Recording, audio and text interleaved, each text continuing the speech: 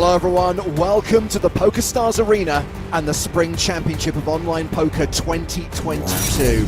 Our series of scoop streams starts tonight with the final table of event 13 high. It is the 10K Super Tuesday High Roller. 75 total entries, a prize pool of $750,000. They're into the money. They're down to the last 9 and they play down to a champion tonight who'll walk away with more than 200K. Hello everyone, it's James Hartigan alongside Joe Stapleton. Hello my babies! And Joe, I appreciate you have not had much time to recover after EPT Monte Carlo, but dude, we are busy again. There are people playing poker. We've got a final table to cover. We've got to get to the action right now and see which 9 players are in action tonight. And as a connection to Monte Carlo, we've got Omaha for rolls, Laszlo Bushtas, who we saw make the final table of the Super High Roller in Monaco, with kings here in early position, has opened, been 3-bet by Caster from Canada, and I imagine, sure enough, we see a 4-bet, and Caster with ace-9 suited will probably have to bin this. Time for Caster to get on their bike. So as I mentioned, they played down to 9, played into the money last night. Everyone now guaranteed at least 23K with more than 200 grand up top. And the lineup includes 3 Brits. Don't often get to wave the British flag, but we have got Connor Beresford, we've got Luke Reeves, and we've got Andy Wilson. Connor B1, Bit Too Easy, and Bowie Effect. So congratulations Connor B was to all both over guys for making the FT. Connor B was all over Monaco as well. Absolutely, absolutely. And I also saw Thomas Mulocka a few times in the Monte Carlo Bay, Wushu TM, and we watched Ola Shemian in action as well, Wizzo Wizzo. So another day, same players. I mean, this final table really is stacked. Yeah. And 2 hands in a row. It is Laszlo Bushtas who has the chip lead coming into this final table. And once again, a battle with Caster, who has a dominated hand this time, King 10. And folds. Well, let's introduce our analyst for the evening. Again, another Monte Carlo hangover. Nick Walsh is in the house. Hangover indeed. How's it going, guys? Seems like just yesterday we were sitting in a sauna together, calling poker from the basement of the Bay Casino and Hotel. I absolutely love it. Thank you for having me back, guys. Not at all, Nick. Love working with you, and thank you for being drafted in at the 11th hour. We were expecting our tentacled friend, Squid Poker, to join us tonight to cover this 10K, but Sam has actually made the final day of the 1K version of this event, so the 1K Super Tuesday 13M. Started as the short stack, but has managed to work his way up the leaderboard, 23rd overall right now, with 36 remaining. The red spade also being repped in that tournament by GM Valter. That is Rafael Moraes. This time Caster with an actual hand and a flop they are unlikely to get away from. Yeah, overpaired to the board, up against 2 overs and a flush draw for Virtuoz. I mean, that's a lot of overcards to protect against. Not a lot. Playing from Belarus. Online results hidden. Caster, on the other hand, we know is a Canadian mid to high stakes player with almost $4 million in PokerStars earnings. And is still ahead on the turn.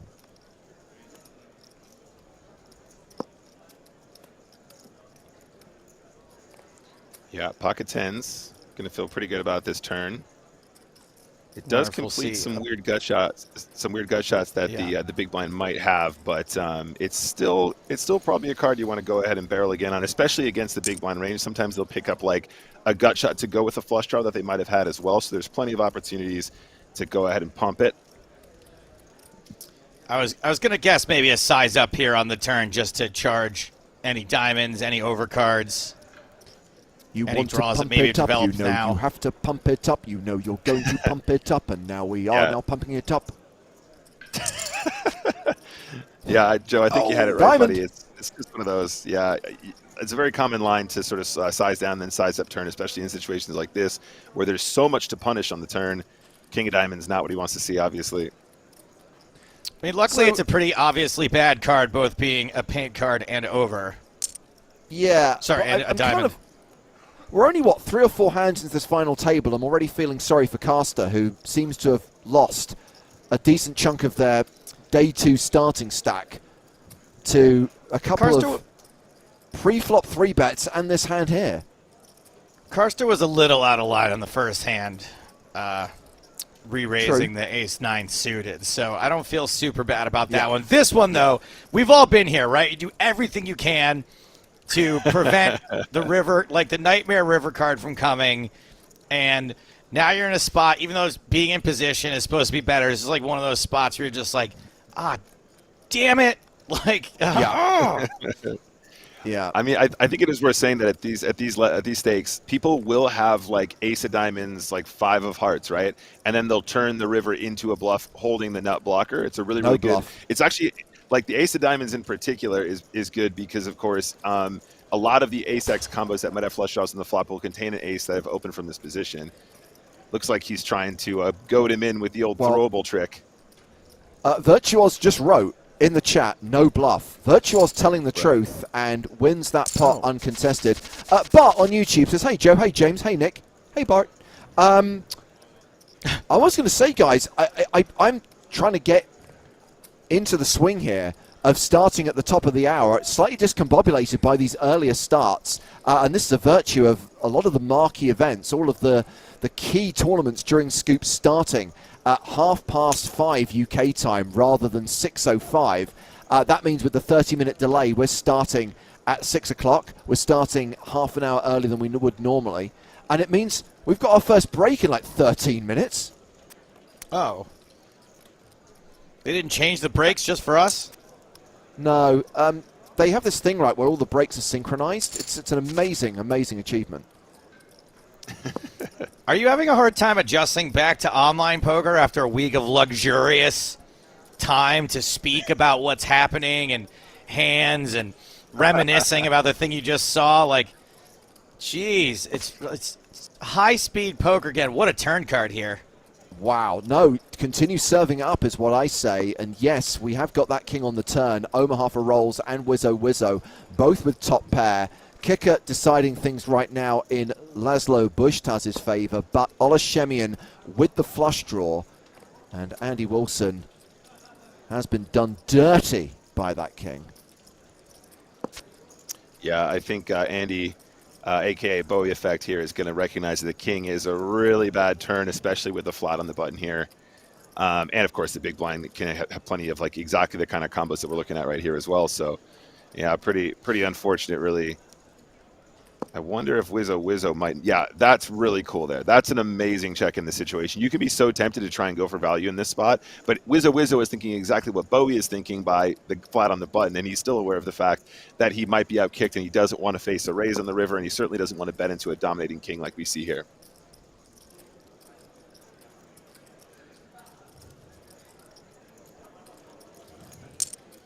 We do get the value bet from the chip leader on the river, 100,000 into a pot of 152,500. Might get paid off by Shemian.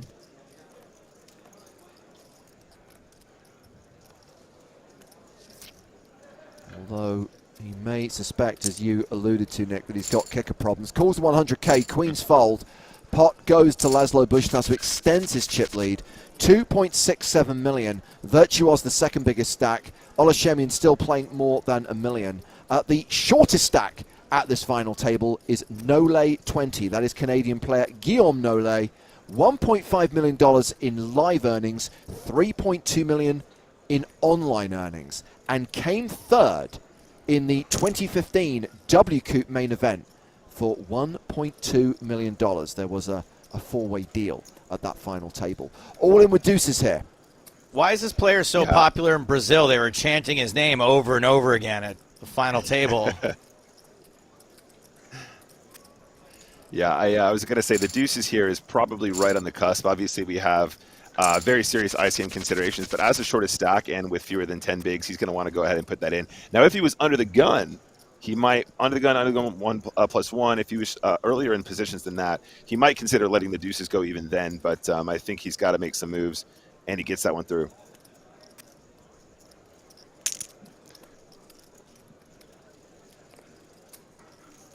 So just looking in the lobby, it was Ol Nazar João Vieira who bubbled this event, finishing in 10th place, missing out on the money and missing out on a seat at the final table. Oh, Nazar. And after seeing Omaha for rolls, after seeing Laszlo at that final table of the Super High Roller, I think he took 5th place in that event. I think we saw him every single morning at breakfast, Joe. We did. We did. He could afford it after that. Bushtas has 5 scoop titles already. Last year, we watched him win the 10K High Roller, another 10K High Roller event for 254 grand.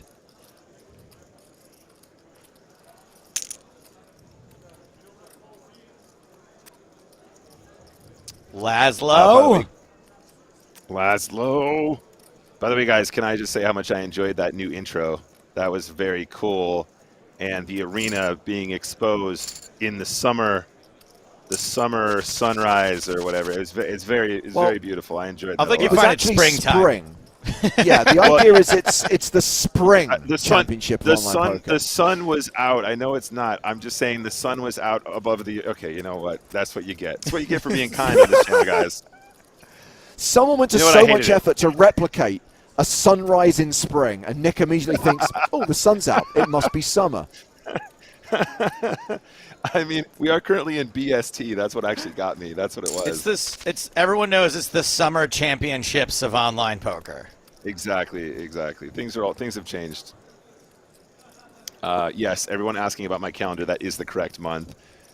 I know. These guys yelled at me. They said I had to change it. I told them it was off-brand, but they bullied me into it. Just like they're bullying me right now.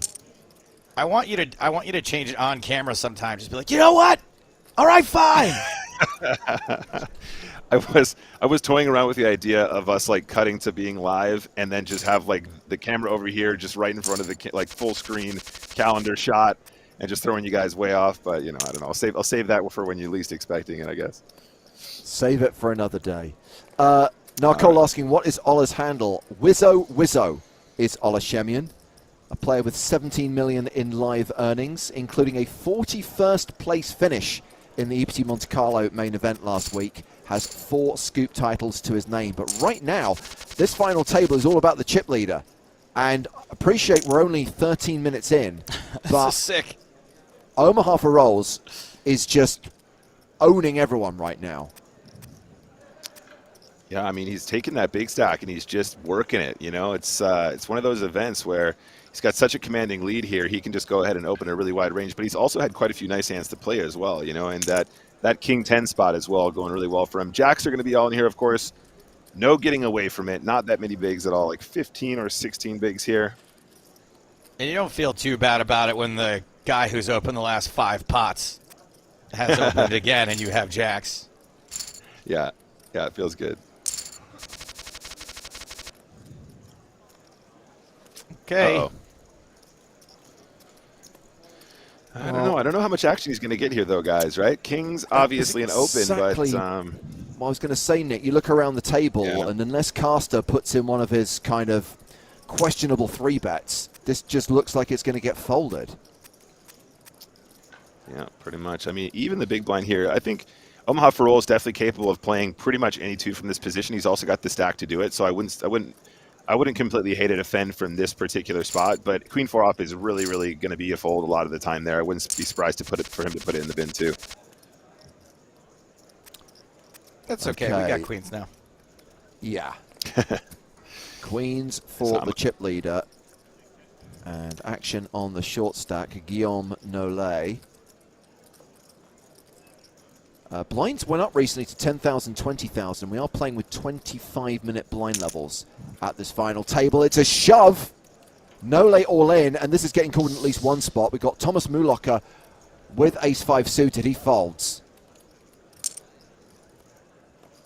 Bushtas calls, and here we go. No lay, drawing thin. Oh! Straight. Full house. Wow. Not the double reverse, double reverse. Straight, a full house, twists and turns on every street, and we do get our first elimination from this final table. And it is Nole 20, Guillaume Nole, KO'd by Omaha for rolls, and Laszlo Bustos has increased his chip lead up to nearly 3 million now. So what does Nole flash out for? Just over 23 grand. He's got nines. We just saw 2 nines on the last flop, so come on. There's got to be some kind of a convergence here. Pumplex Jedi says, I missed it, which is funny because that'll happen online. Do you know how hard it is to cram all of those emotions into 5 seconds? Last week in Monte Carlo, we got to react to every single street. Now it's just like this. He's so right. He's so right, yeah.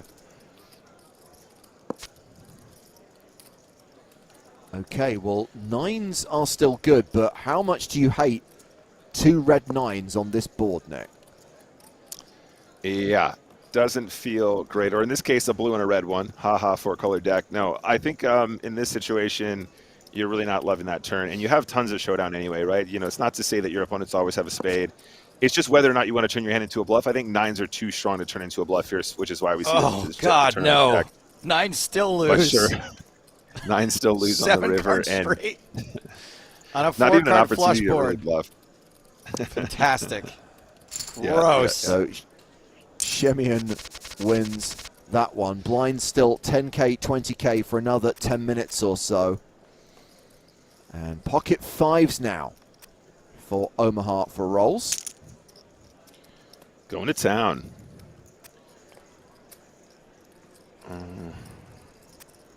Just trying to think. I mean, trying to think if Karster were to just push here, it's still a pretty big chunk. I don't know if he's going to risk that many in this situation, but he's pretty unlikely to ship really any combination I can think of here. The majority of hands that he'd play as a raise, he would probably raise not all in. And Laszlo Bustos closing in on the 3 million mark and now picks up aces.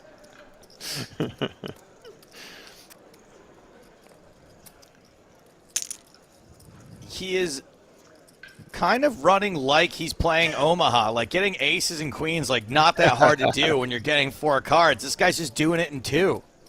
Yep. I love that. Caster calls out the small blind. Conor Beresford folds the big blind, and we've got aces still good. In fact, not a lot for Caster to be excited about. I guess a couple of backdoor draws, so might call for 30K here. Versus the super tiny size, he absolutely can, and I actually really like that because that's, oh my days, have you ever seen a better turn in your life? Street flash. Yeah, street flash, the only thing possible. Royal, not happening. It can't happen. The 9 of diamonds folded by Thomas Mulocker. Oh, no, right. Neither one possible. Yeah, spoiler alert, I'm afraid. So a bet of 180,000 from Omaha for rolls, who has 70% equity here. Yeah, Joe, this isn't a dissimilar line than we saw from the 10s earlier, which actually Karster all had, in. And sure enough, he's all in. And a call, and aces hold. That is another elimination. Caster is gone in 8th for just shy of 27K, and Laszlo Bustos now has 3.7 million. He has the same amount of chips as the rest of the table combined. Well, guys, what are you going to do with the rest of your night? Oh, man. Yeah, I guess Omaha for rolls. I mean, of all the players at this table who can absolutely just run it down now, this is one of them right here. Give the absolute annihilator beast all the chips and see what happens. Well, I mean, 2 things to say. First is, you joke, Joe, and I'll see you in hour 3 of Heads Up. But this is the antithesis of the last final table we covered, where we played for, what was it, 6 or 7 hours without a single elimination? Yeah, that was bad. Something like that. So the virtual all-in from Conor Beresford with ace-king. And are we going to get ourselves a race here?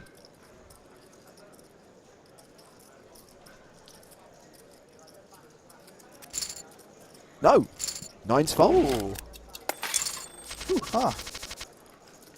So, Marley and chat commenting on the new avatar of Bowie effect, and I just finally figured out what the joke is.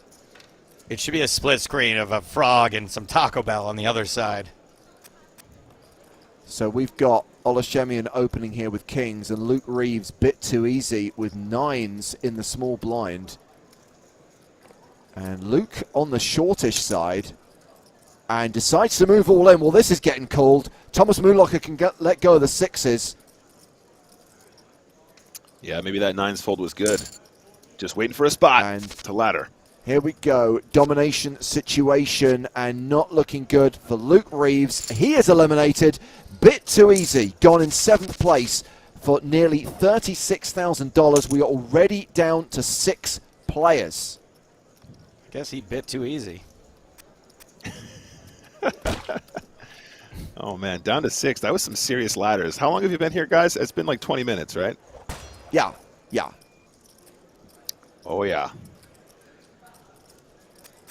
Geez, the high roller throwables are really popular right now. Jeepers. And we've got ace-7 suited versus ace-queen, and ace-queen still good on a 9-8-8 board.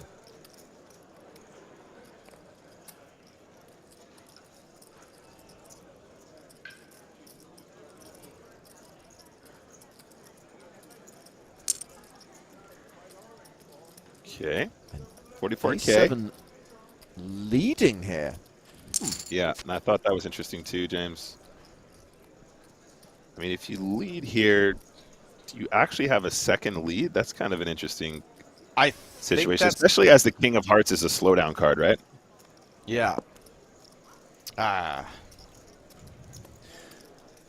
So everyone is now locked up, $47,718. 6-figure scores for the top 3. More than 200 grand for the winner. Now Shemian taking over the betting on the turn. Just shy of 100K. You just can't give this opening to Olashemian. Yeah, exactly. I think he just wants to put in a size here that can convince some small pocket pairs to fold, some 9x to fold, and then he's queuing himself up for a decent size shove on the river as well, especially holding the Queen of Hearts here. I think this is going to work pretty much every time, though, which is kind of the beauty of this size on the turn as well, right? Because you actually want to get the folds on the turn. You don't want to have to put your tournament life at risk on the river, but he's giving himself the opportunity to the tune of about 1.5 milli too. Nice.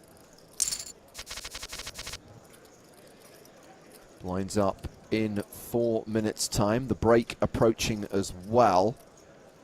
And Connor Beresford with ace-3 under the gun. So Thomas Moonlocker is the shortest stack right now, playing 12 big blinds. And then you've got Andy Wilson sitting on 360K. Bushtas the bully continues to accrue chips, holding on to that #1 position on the leaderboard.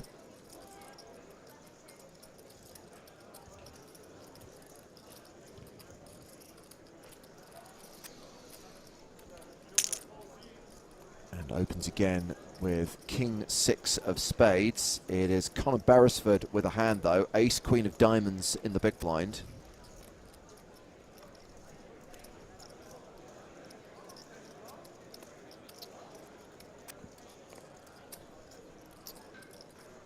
Do you think he just rips it?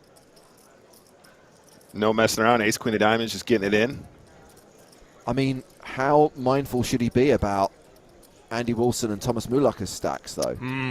Well, yeah, but that's what I mean. With a hand as strong as Ace, Queen of diamonds, it kind of plays similar to Jacks and Queens, in my opinion. You just want to pump it.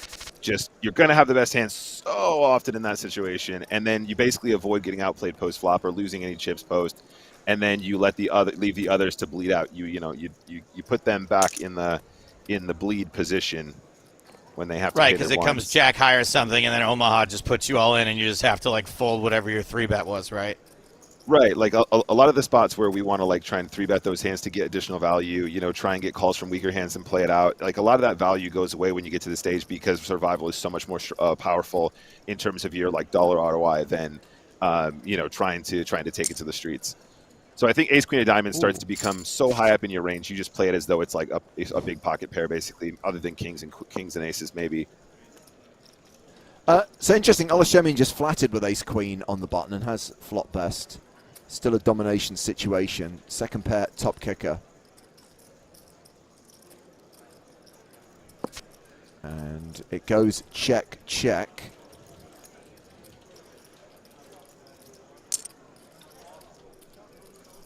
And a bet of 100,000 from Laszlo Bujtas.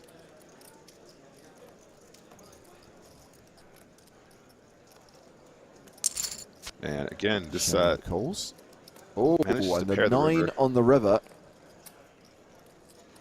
Obviously doesn't change the result, Nick, but might keep Omaha for rolls interested. Well, checks. Shemian checks and wins that pot. And that'll do it for the first session of this final table.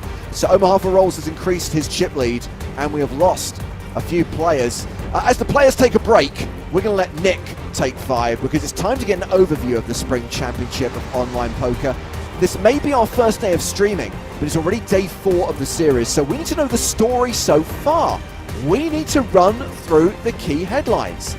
And suffice to say, we're going to need the services of our Scoop correspondent. Ladies and gentlemen, look who it is. He's got the looks, he's got the brains, he's Howard Swains. So Howard, we are playing catch-up. What have we missed? Well, you've missed a lot. We've had 3 massive days. We had a huge opening night and a really packed Tuesday. Prize pools are already past 10 million. Entries are at 175,000. That's from the 39 tournaments that have wrapped already, not including the ones that are currently underway. So on the eve of Scoop at the EPT in Monte Carlo, we had the first ever live Brazilian EPT champion. Which makes sense considering Brazil's been crushing online the last couple of years. So how many of the first 39 events were won by Brazilians? Well, that's kind of funny. On the first night, they had no wins. And I guess that's kind of headline news in itself. Well, they're obviously out celebrating, probably. Yeah, that I think is probably true because they came back and on the second day they won 5 events and on the last night they won another 3. So 8 already, top of the leaderboard, of course. Pedro Guzma won one and finished second in another. Mr. Havana, a guy who we know from the Blowout series, he won his second Scoop. But the funniest Brazil moment was in Scoop 03L, which was an $11 event. That final table of 8 had 7 Brazilians on it. Just one Finn who finished second, but 7 out of 8 players at the final table were Brazil. I'm going to assume that they're not going to be removed from the top of the country's leaderboard over the next 3 and a bit weeks. But let's talk about individual achievement, Howard. Let's talk about Benny Glaser. 7 titles now? Yeah, I mean, Benny Glazer's, he's now got 7. He's an absolute mixed game boss. So 7 in Scoop alone. He won the high buy-in horse last night. He's now tied with Jussi Nevenlina and Mike Watson on that mark. Calvin Anderson still leads that, but he doesn't really play anymore, so Benny's going to get up there. Benny beat Tobias Lekner's heads up, and he actually came second in 2 horse events, Tobias. He's tweeted me that he's got 10 runner-up finishes in Scoop. Other than Benny Glaser, any other names we would recognize? Yeah, we'll know all of these guys. Ami Barra, Robin Ilitalo, Andre Marquez. That guy's a PT Fisherman, remember, who won the W Coupe main event. Preben Stocken. And then another double runner-up was this guy Centaurus, German. He's always at the front table, yes. So we know a lot about him. So yeah, all the biggest names are doing well already. It's going to be a cracking series. I'm assuming, Joe, you're alluding to the cat with the lipstick. That's what I think of when I hear the name Centaurus. But we haven't crucially heard from players like Calvin 7V or Mike Watson, because again, they're pretty dominant normally during Scoop. Yeah, and I'm sure there's plenty of time, obviously. There's a bunch of travelling that they've got to do at the moment, so they'll be around and about. But yeah, I'm sure we'll see all of those guys again. They can't keep away. Yeah, so 318 tournaments in total. Only 39 have been played to their conclusion, so still a long way to go. And Howard, you're going to be tracking it for us. I know you're going to be going abroad in the next few days, but you're going to continue to be on the Scoop grind as well. Yeah, you can. I'll be able to access it from overseas, so I'm looking forward to catching up with you all throughout the series. Fantastic. We'll get our next update from Howard Swains on Monday. Cheers. Bye-bye. Maybe we can look at the early rankings in the Player of the Series. Of course, you win Player of the Series, you get inducted into the Scoop Hall of Fame, along with players who've won the high version of the main event. That's going to conclude our coverage last week of Scoop. 3 consecutive days of coverage of the main event. Right now it's all about the 10K Super Tuesday Hyatt Roller. Guys, I can't quite believe that in the first 25 minutes of play we lost 3 players. I guess, Nick, I'm still kind of a little bit shell-shocked from what we went through in Monte Carlo, where it took forever to see players eliminated. But even so, that was lightning fast. Nick? Nick? Sorry, guys. Sorry about that. Sorry, we're here. I completely agree. Yeah, it took us so long to get down to a winner in Monte Carlo. But as Joe was alluding to earlier, just amazing to have so much time. It was very luxurious to have so much time to discuss hands. We return back to the speedy online poker, and sure enough, we just see 2 eliminations. We've got 2 people definitely in the danger zone here as well. So I'm kind of anticipating we're going to see some bustos very shortly after this as well. Danger zone. I had to do it because guess who's on a break? Half an hour into the broadcast, and he's gone to get a hot dog. Yeah, you almost lost me as well. Sorry, guys. I'm too quick with the mute button sometimes. You know what I'm saying? So it's all good. I was going to say sometimes it's better than it's on than not on, but anywho, I've just realised it's taken me a while because I can clearly see that Olashemian has a unicorn as his avatar. I can clearly see that Andy Wilson has a frog. It's taken me a while, but I believe Connor Beresford has a cat sat at a computer. I'm calling it, people. We've got a catvatar at the table. Connor Beresford is a very talented player. Talent plus catvatar. He's practically invincible, although he doesn't have that many chips. Yeah, and Bowie Effect and Connor here obviously doing very well to find themselves laddering for something like 20 grand, something like that so far each, and still plenty of play left. Pocket 10s on a queen high board. Look at this defend. Does Omaha for rolls ever miss, James? Look at this. Backdoor hearts, too. Yeah. Backdoor straight draw. It's that easy. No, absolutely. And Connor betting those 10s is likely to get at least called. In fact, gets check raised. Ooh. Oh, man. And when you get check raised on a dry board like this, what does it mean, Nick? A set or nothing? I mean, the thing is, it's going to be nothing so often, especially from Omaha for rolls, especially with the sack that he has. Like, you have to be so sticky. And then, no. It's getting worse. It's getting so bad. Check the turn. You have to check the turn. I think for him to check raise and continue on this turn screams too much strength. But, I mean, whatever he does is the right thing to do for sure. I'm by no means telling, yeah, okay, cool. I was on the right page. Good job, James. We're doing it. Okay, so unfortunately for Connor, this card may give him license to bet again, which will be a really, really bad thing because we can see he's down to around 4%. Yeah, and I understand the turn bet as well.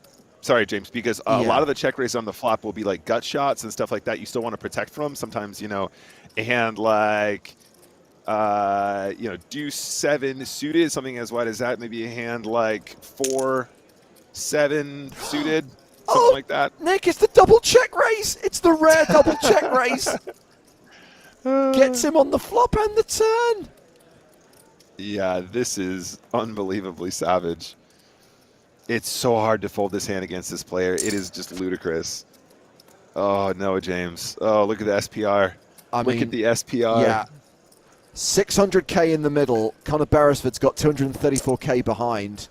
And it's all into call. Oh, man, this is just, oh. Hey, Shazza, how's it going in the chat? Harness the power of the catvatar, Connor.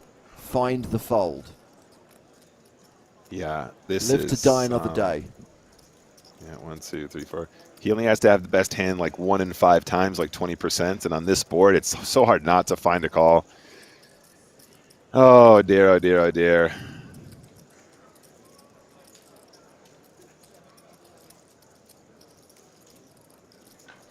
Dig deep. Dig deep. So, Virtuos writes 3-minute say for cat. I guess that's a reference to the fact that it looks like the cat is actually playing poker. Yeah, it turns out Connor actually has never actually played on Stars before, James. It's just been the cat all along. Decisions like this, sometimes it's best just to dump your cat in front of the computer, let it walk across the keyboard and leave fate in their hands. Okay, well, Beresford finds the fold as the blinds go up to 12,500, 25,000. So, yeah, he's now playing a sub-20 big blind stack. Same is true for Thomas Mulock, who's got the snowmans. Num, num. Num, num. Num, num. Ace, queen of diamonds in the big as well, James. How is this not going in the middle here, right now? This is what I was talking about. Now, 3 players in the danger zone, James, and I think you might have called it. This is one of those dynamics where we see a big heads-up showdown, right? A long, protracted heads-up showdown, and one of those where we see a lot of bust-outs early. 8s is all in. And we're off to the races. Mulock at risk and behind now. Queen, high, flop. And that'll do it for Wushu TM. Thomas Mulock eliminated in 6th place, losing that flip to Virtuos, and cashes out for nearly $50,000. And just like that, we're down to 5. Okay, I called it. We're seeing some Busterinos really quickly. Obviously, a bit of a setup there for both players. It's just never not going to go in that situation. This hand, on the other hand, Wizzo with Queen 3 of spades in the big blind might find a defend here once in a while. But these guys are some of the big stacks. I don't know how often they're going to want to tangle in these spots. Might want to just avoid this altogether. Queen 3 suited is quite strong here, though, really for the pretty much the absolute min, just over the min raise. Queen high. And it is a queen high flop. So Olashemian flopping best here against Laszlo Bujtas, who retains the chip lead at this 5-handed final table. Yeah, Tao in the chat just saying Connor with that fold earned 16K. You're right, absolutely. That huge fold with the 10s is what meant that he laddered, and that goes to show you the power of the ICM.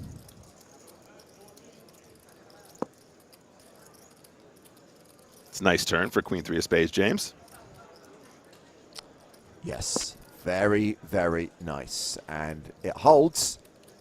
Shemian has a lock on this. What if he just bet 200K on the river? Just 200 big ones, no big deal.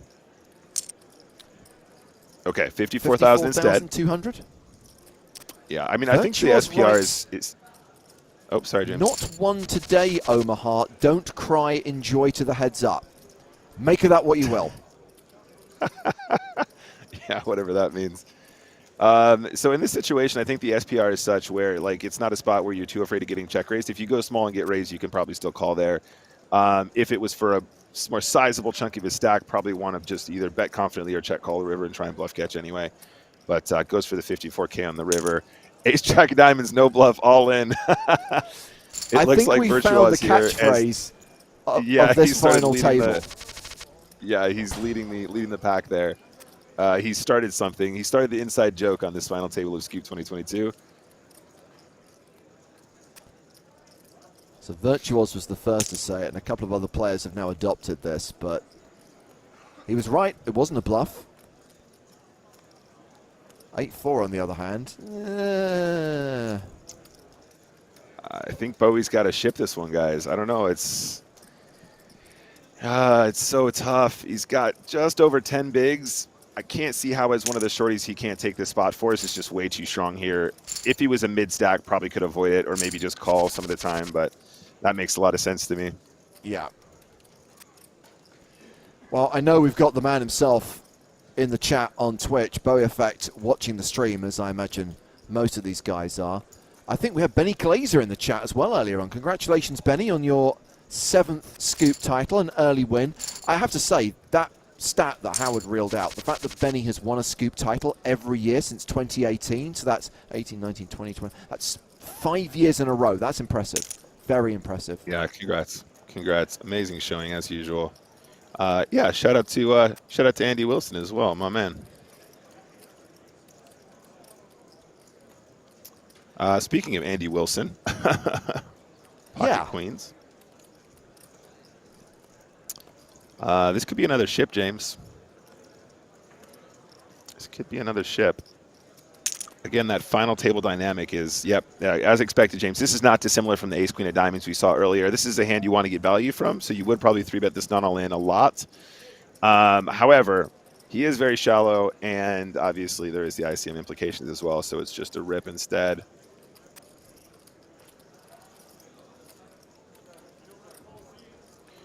Let's see.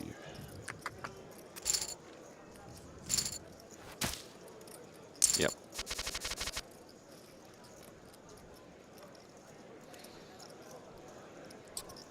Queen 9 for Conor Beresford. Folds. Andy Wilson folding deuces. And yep. so it's the Folded chip the leader deuces. opening on the button with ace-8. Shemian defends. Okay. Ooh. I'm playing it, guys. Street flash. You got to do it. It is a street flash board, and indeed, the draw may be dead, but it doesn't matter. That, however, is a straight for Olashemian. This is a very weird hand now, James. This is so weird. Oh man, the man with the street flash. Omaha Rolls can just bet this turn so aggressively though. You know, he can just go to town here. There's so many hands that Wizza will call with on the flop that has to fold on the turn. There's only like 5 players at the table. How can both the 7 of spades and the queen of spades be dead? No fun. Every time we've had a street flash draw, we know they're dead. And check. Taking it down. And that's evened things out slightly. So it's now 3.5 million near enough for Omaha for rolls and 2.3 million for Wizzo. Bushtas and Shemian very much in control of this final table. Virtuo's comfortably stacked. The same cannot be said for the last 2 remaining Brits. Conor Beresford and Andy Wilson on the short side now. Yep. Absolutely. And look how short Connor is in this situation. He's got a hand that he certainly could defend here if he wanted to for the absolute min. I really appreciate Bowie playing the queen jack suited as a min raise here in this situation too. I mean, that's probably, of course, what you want to do with it every time here anyway. But, you know, a lot of players with such a short stack might shy away. At this level, we expect everyone to play pretty close to GTO, though, so that's not really a big surprise. Oh, man, such a tough spot. Yeah, I really like the fold from ace-3 there. You can get yourself in so much trouble. And still 5-handed can wait for a better spot than that. I think you're going to be dominated way too often. Bowie's not going to be opening a very wide range from that position. So there's a ton of ace-X that you don't want to see, and that hand doesn't even have the best playability, really. Open jam from Shemian on the button. I mean, I don't think he has to. Yeah, maybe he rips king-queen off and he min-raises king-queen suited, something like that, James. You know what I mean? And he'll probably still call the shove from either player, too, there, I think. And now he has ace-jack suited.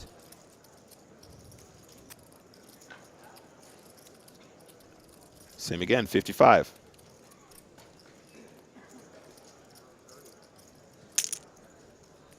Okay, 61.5. He heard me. 61,500. I love it. I love it.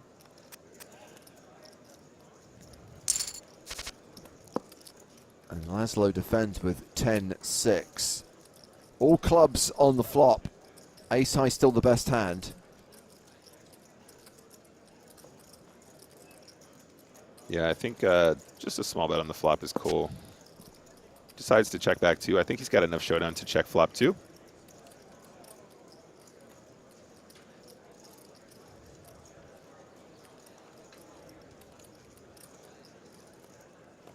Does that open up the gate for Omaha to try and make a play, though? Sure enough, 115K on the turn. Honestly, at this point, these guys don't need to mess around anymore, James. You know what I mean? They're, of all the people not incentivized to take advantage of that flop texture, I think that Wizzo and Omaha for rolls are both in that boat. So much ladder potential here. Why get muddled up in all that? Well, on that subject, Nick, what happens here then with 9s versus ace-jack? Yeah. So he's about 40, 45-ish big blinds effective there, something like that. So it's a very, very different scenario. I think 9s is still a hand you stack off with pretty liberally here. I'm not exactly sure what the adjustment is for ICM, though. 2-9 off, he says. No. Yeah, a raise and a call.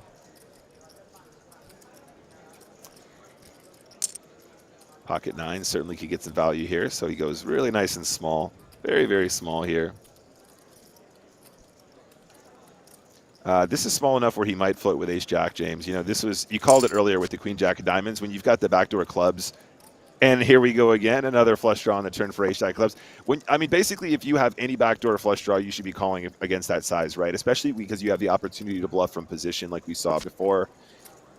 He doesn't take the opportunity. Ooh. He thinks ace-jack still might be the best hand. And a set on the river for Omaha for rolls. What is the size, though, James? Does he try and punish the king, or does he try and go middling there? He goes for 91 instead, just to try and get some calls from the 7s, as well as some king X and some 5X and some 3X and all that stuff, too. Well, this would be an ace-high hero call, and it would be an incorrect hero call by Virtuos. Up against the set of Laszlo Bustos.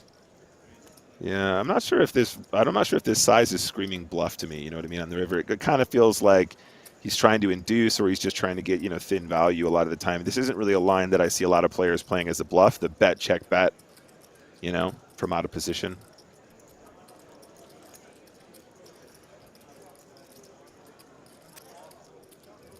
Yep, nice fold. Let's it go. Back up to 3.6 million for the chip leader.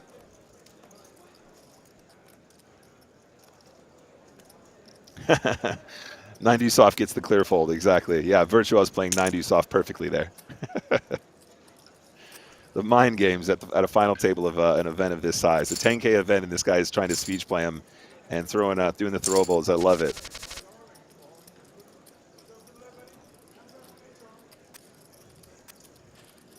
Folded to Virtuos, he's got deuces on the button.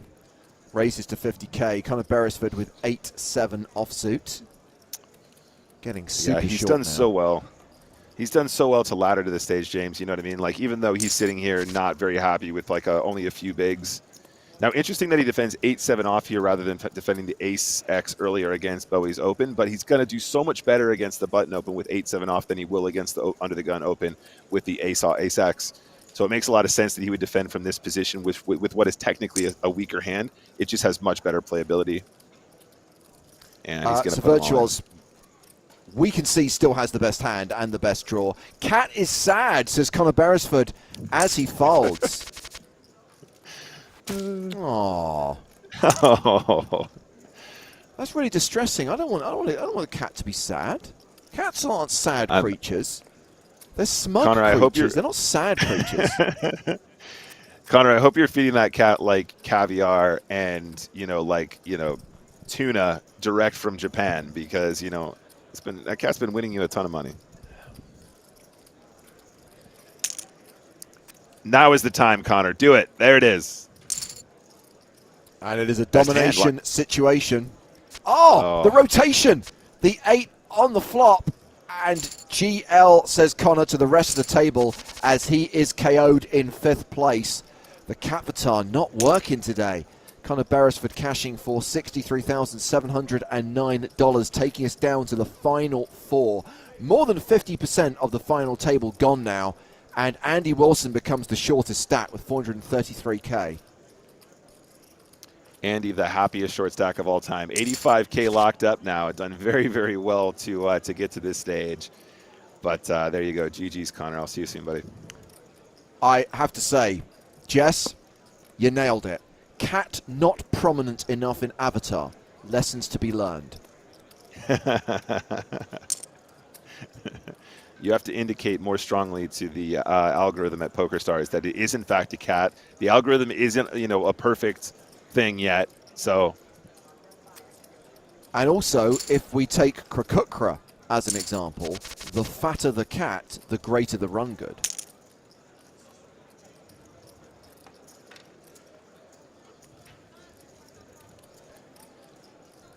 King 7 on the button. Gets the fold from ace deuce. No bluff. And Shemian folds.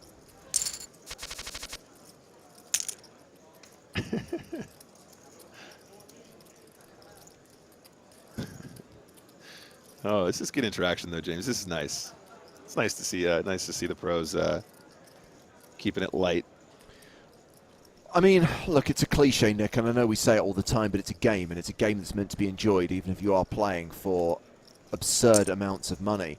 But I think it's worth highlighting, and, you know, I said at the start, this is the first of a series of streams that we're doing, Mondays, Tuesdays, and Wednesdays, when you can expect Cards Up coverage from Scoop.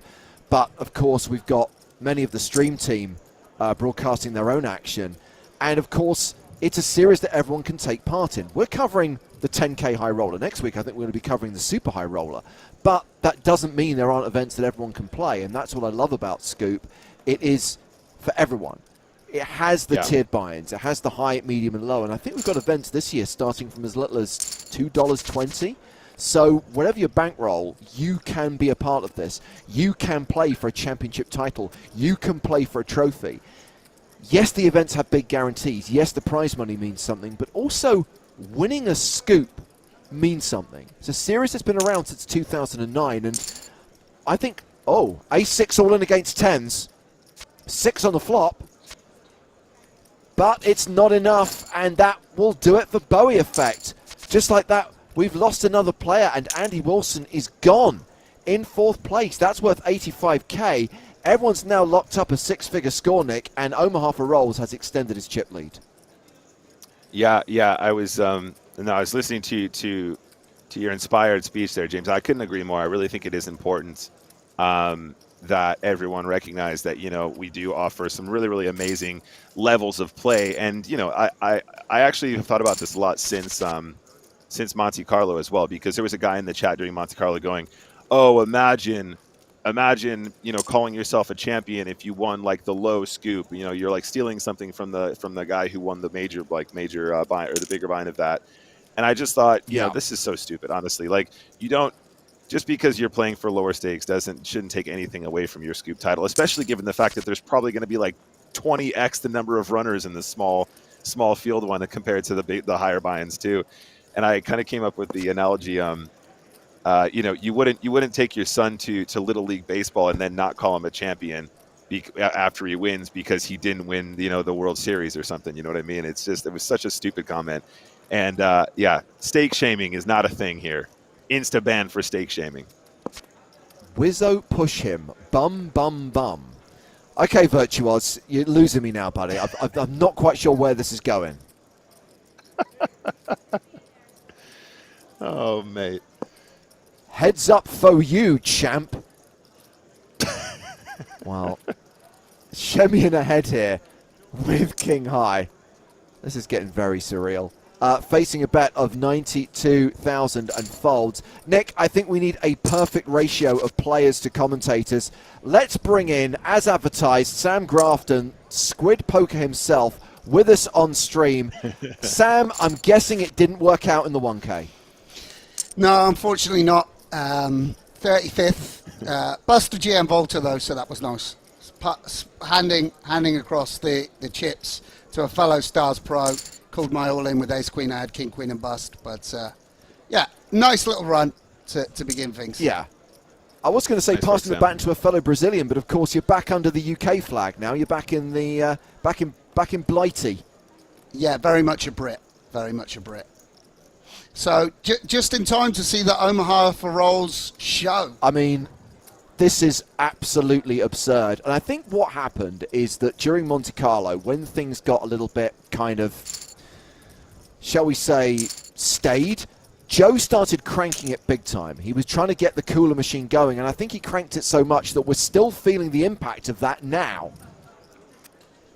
Yeah, I didn't really expect us to be three-handed when I tuned in, or I just saw, well, actually I just saw 2 eliminations, so obviously that's pretty recent. But yeah, really, really exciting to see these 3. Laszlo on a bit of a heater, and obviously playing super high stakes, you know, like across the board, playing huge cash games, and doing very well in tournaments as well. Yeah. So, wins another pot there. Sam, the last time I saw you was in the early hours of Sunday morning. I'm going to presume you did not play the first day of Scoop. Oh, no, mate. I was dead. I wasn't able to get it together at all. I slept. Matt, you were barely able to construct a sentence. You were trying to find out who won the EPT main event, and your question was, who won the scoop? It's like, Sam, scoop hasn't started yet, mate. We're here covering an EPT. Yeah, I mean, I'll take your word for it. I've kind of blacked out most of. I bet you have. I bet you have. But mate, worth it though. A great Saturday night was had by all. Absolutely lovely. I can tell. I can tell. You got to live it up in Monte Carlo a little bit. You got to sample. I'm not really a Monte Carlo type of guy, but every now and again you got to sample that lifestyle. Just a taste, just a little taste, right, Sam? Yeah. I'm gonna say, living it up in Monte Carlo comes at a hefty price, Sam. It's great. Yeah, you don't need to tell me. I was bribing the door staff of this club to get more and more people in, and the next morning I had a flashback to it. It was like pretty brutal actually. I've got carried away. I get very carried away when I've had a few drinks, and like trying to get people in, and they weren't having like 95 players and dealers just arriving at their club, but I did my best to get as many in as I could. Oh, Good man. man. Yeah. Good man.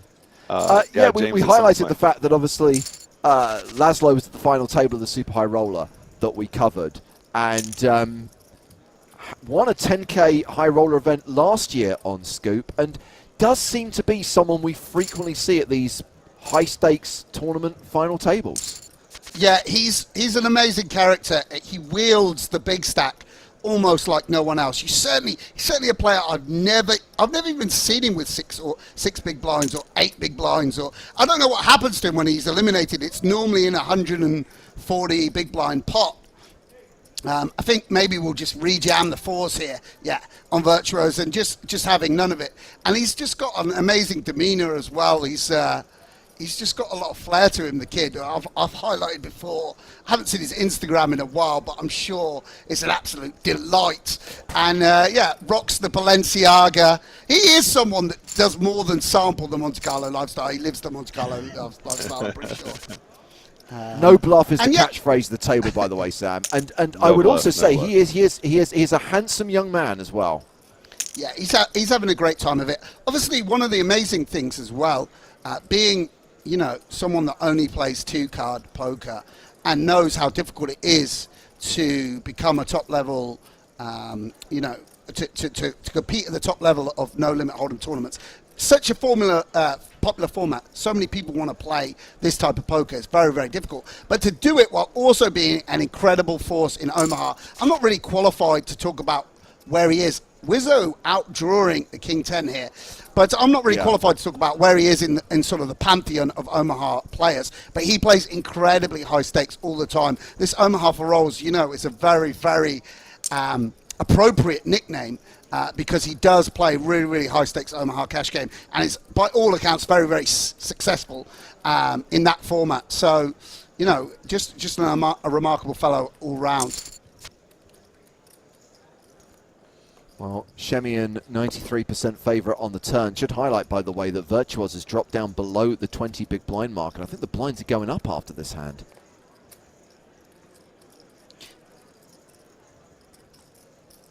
Yeah, and Wizard will probably just try and protect the Queen 10 here. Very delicate situation, but does have stronger hands. Decides to check back. And what can Omaha for a Rolls do? Really don't want to be bluffing with the 10 of hearts in your hand, you presume. May elect to let this go. Of course, you don't want Wizzo to show down with an ace high. Will he decide to put pressure? Does go for 600k. And Wizzo with a very strong bluff catcher here with the top pair. Going to take his time. Would imagine that we can't fold this hand, but no need to rush your decision. Seems like you said earlier, Nick, when I was listening in, bet, check, bet, something of a believable line. Perhaps Wizzo feels that. I really don't think we can fold Queen 10 here. No, I don't think so either. Given that we check back the turn, but Wizzo for something does pay it off. I mean, does call there and has the best hand and really does close the gap there on offer rolls. No bluff.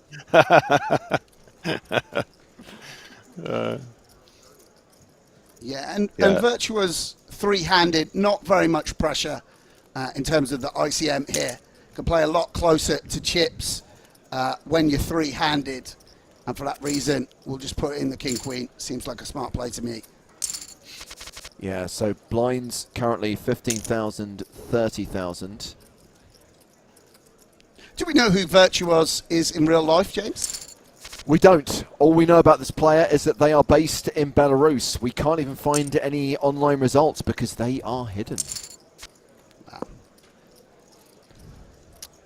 And we do quite obviously know talkative, for the actually. benefit of Marcel, who asked on YouTube that Omaha for rolls is Laszlo Bujtas playing from Hungary, and Wizzo is Olashemian playing from Austria. Sorry, Nick, carry on. No, I was just going to say, for somebody that we don't have too much information on, really chatty at the table. Picks up a pot there as well, up to 828K now. But yeah, kind of instigating a lot of the banter at the table, which I think is really cool to see, especially from a player that we don't have too much info on.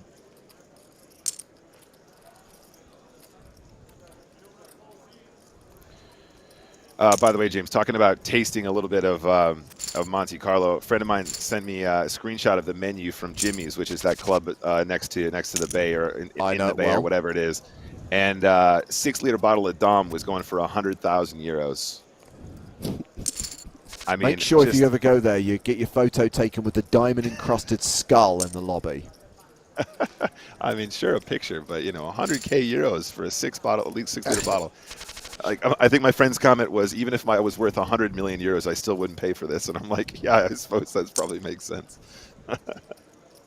So fours and the limp on the button. Aces for Shemian in the small.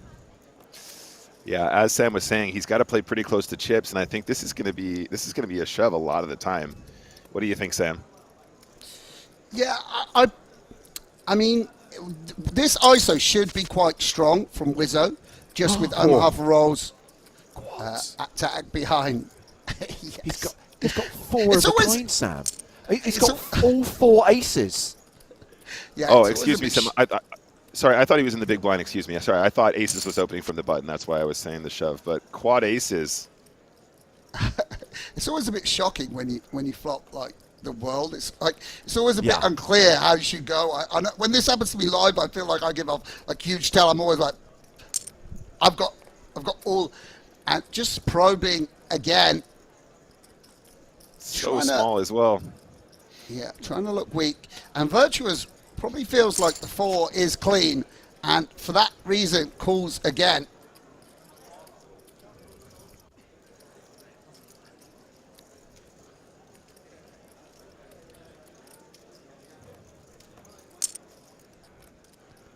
This is such a Shemian hand. Just flop quads. All in a day's work. Got pink hair. Sitting back, clicking buttons. Yeah, and Virtuous getting a very good price, has to defend a lot of their range. I hope for their sake that this doesn't induce a spew. Sometimes these small bets can get people to start bluff raising. Doesn't feel like the 4s show down for that much here. Yeah. What hand ISOs and then takes this line? That's a bluff. Shemian beginning with a very strong range. And nice fold from Virtuous there on the river. Yeah, these two pretty much tied for the chip lead now. Not 100K maybe separating Omaha for rolls and Wizzo at this point. Yeah, and this seems like a spot you might want to shove again here. Yeah. Yeah, this is tempting. This is a tempting squeeze. King Jack, very, very powerful. Over a quarter, something like a third of Virtuous's stack out there, and does effectively shove. And Wizzo, ace-10 suited, I think going to be more than strong enough. A little bit of a delicate situation because of the player behind. Clicks it back and essentially a race. Yes, indeed. Obviously, ace-10, a little bit ahead. Virtuous just saying his prayers. No, no bluff. Just And it's a king high flop. And king's hold, and that is going to be a double up for Virtuos, more than a double up, 1.27 million now. And once again, a bit of distance between Laszlo Bustos and Ola Shemian. Yeah, and just because I'm joining late, I was quite pleased to see that. Nice to see three-handed poker for a bit longer. Obviously makes for a bit more of an interesting stack distribution on this final. Virtuos obviously going to be really pleased. Unfortunately, of course, for my old pal Ole, who also partook in the Monte Carlo nightlife, although I'm sure he's such a grinder that he still managed to play his Sundays. I know he wouldn't miss it. He's got a bit of youth. And the Ace of Hearts, quite a powerful card here. Check raise or call. Does elect to just check call. See, supposed to play a little bit more passively versus the covering stack. And a little bit strange. Very hard, actually, on this run out for Wizzo to be unpaired. But run out in a way that essentially favors Omaha for rolls.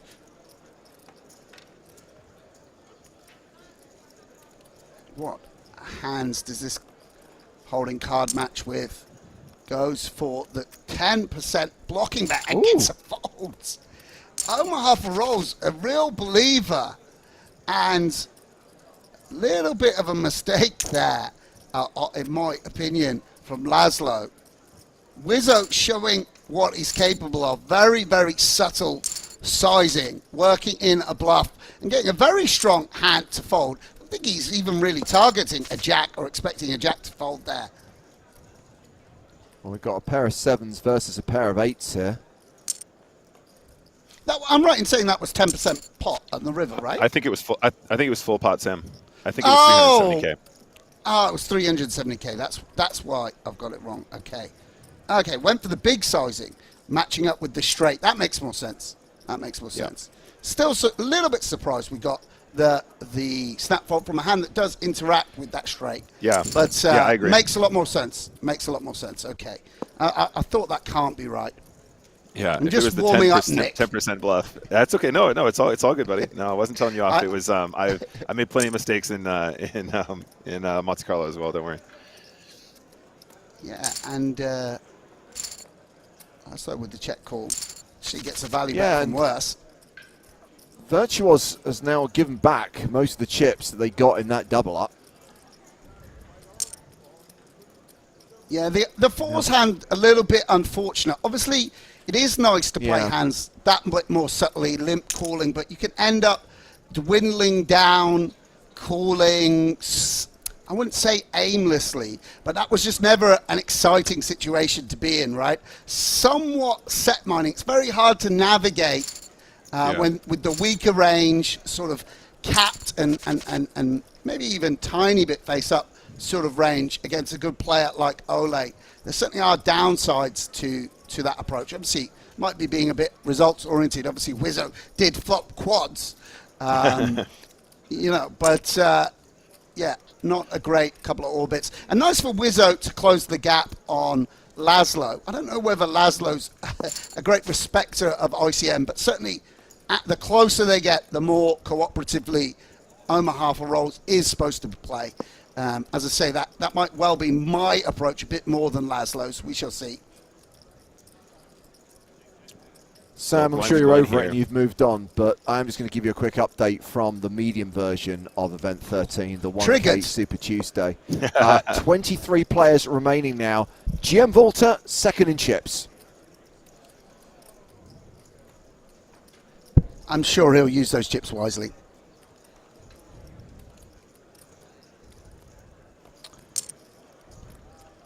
Well, King is good. Overbets the pot, 90 into 71. Yeah, and Omaha for rolls with effective bluff catcher this time does make the right fold playing results.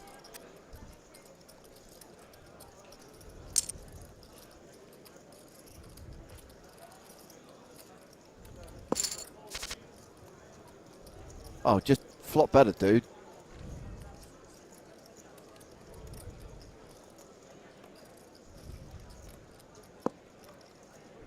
checks Yeah, it. this guy doesn't miss. Doesn't miss too often, this guy.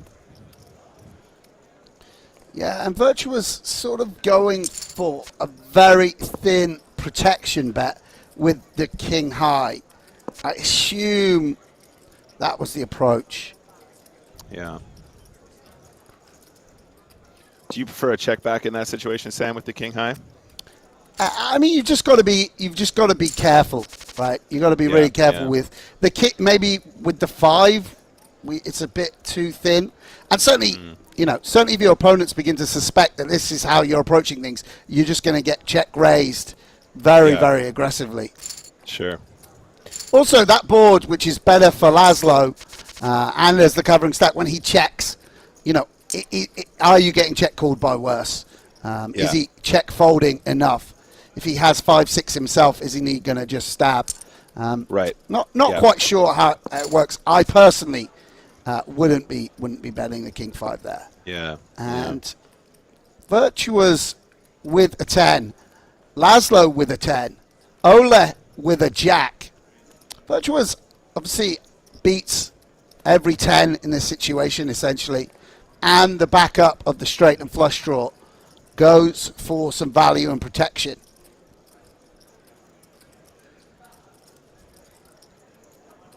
$74 into 100.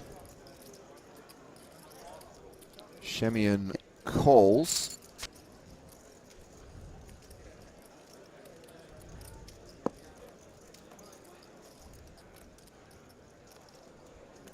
So a little bit more equity on the turn for the 10 here. Obviously the queen still the gutter, or a gutter on the turn I should say. And there you go. What an annoying run out for king 10 here. Wizzo has a very strong hand, very, very well disguised now as well.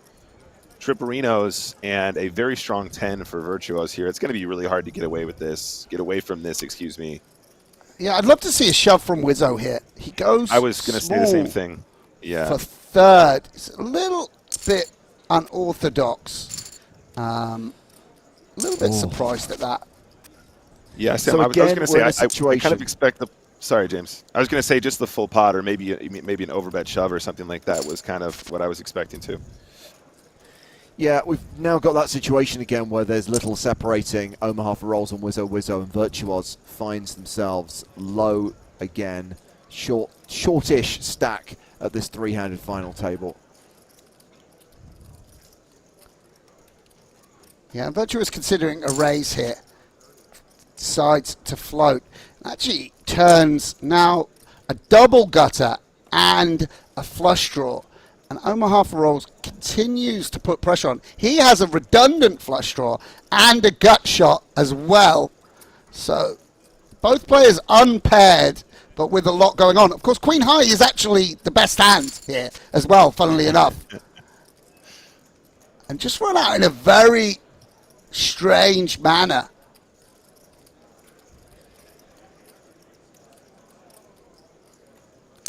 SPR just goes for it with the queen. Wow. Wow. Real power poker from Laszlo. Absolutely relentless, by the way. Absolutely amazing. relentless. Leaving Virtuos with a 10 big blind stack. Has ace-3 in the small blind here. Olashemian with the same hand suited in diamonds. All in and a call. And I think we know where this is going. It's going to be a chop pot. And you know what they say? Everyone loves a chop pot. It's a chop pot. There it is. I thought Sam was catchphrase. reaching for the water in anticipation. He was like, if I'm drinking, I can't sing. Sure. I didn't have time Guys, to you warm can up score like that. I normally do. You can give that a minus number, guys. Seriously. I mean, that was just... We did so well in Monte Carlo. Yes, it helped that we were all in the same room, but that was just horrible. My heart was in it.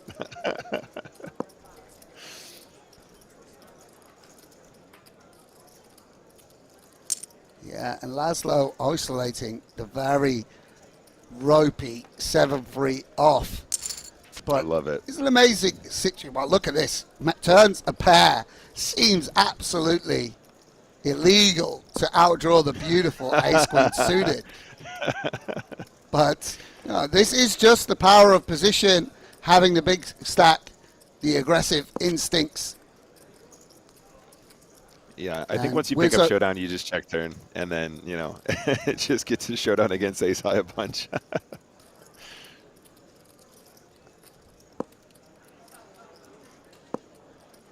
Easy game.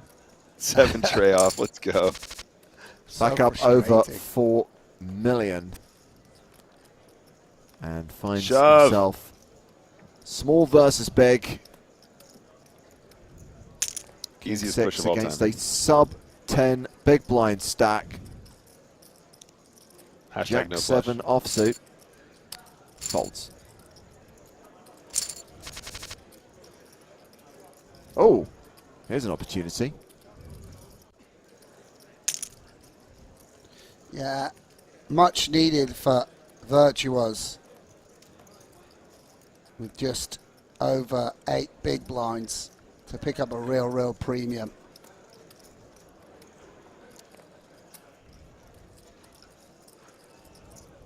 Yeah, I think they're stacked. Look at the Hollywoods here, like this. I think they're stacked in a way where you can still fold queen 4 of hearts, obviously. Still like 9 bigs or something like that. And uh-oh, 9s versus 4s. Yeah, I think 4s is 100% push here. What do you think, Sam? Yeah. Yeah, and it's been a problem hand for Virtuos, and it's going to be a problem hand again, because this is a very standard shove. A domination situation, and it's not looking good for Virtuos. And he is out of here. We are heads up already. We have played for 1 hour and 17 minutes, and we've gone from 9 to 2. And now it is Laszlo Bushtas heads up against Ola Shemian. Yeah, and Laszlo not really, well, I mean, I'm not trying to defame the great Ola Shemian, but Laszlo for certain not a big deal maker, as right. I would imagine. You know, there are certain circumstances where 2 regulars, you know, probably played as much as these 2, might consider the chop, but Laszlo playing so big these days, he's not really interested in a little unorthodox from Wizzo. Very, very aggressive check raise. And doesn't get a fold from over half a rolls, but does pick up the backdoor flush draw.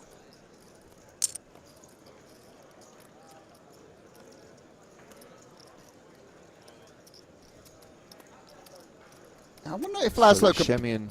Yeah, decides to fold. And Shemian's still at the slight chip disadvantage, although both players incredibly deep. And there's the question, Sam. Shemian asking, deal?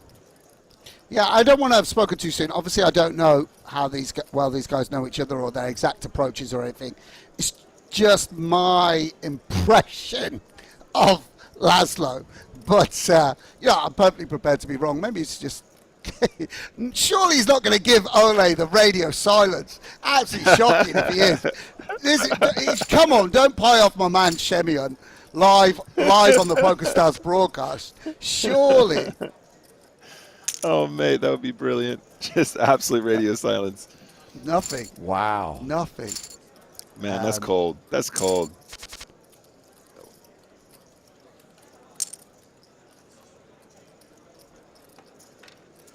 Yeah, and I don't know that there's mugged off there. Yeah. I mean, it's a bold play to even. I wouldn't even ask Laszlo, to be honest. I would just know that I'm not getting it through. So, you know, it's a sign of Ole's confidence in himself and his swagger. Yeah. That he even comes up with the question. not. By the way, I'm certain a product of Shemian's lack of belief in himself.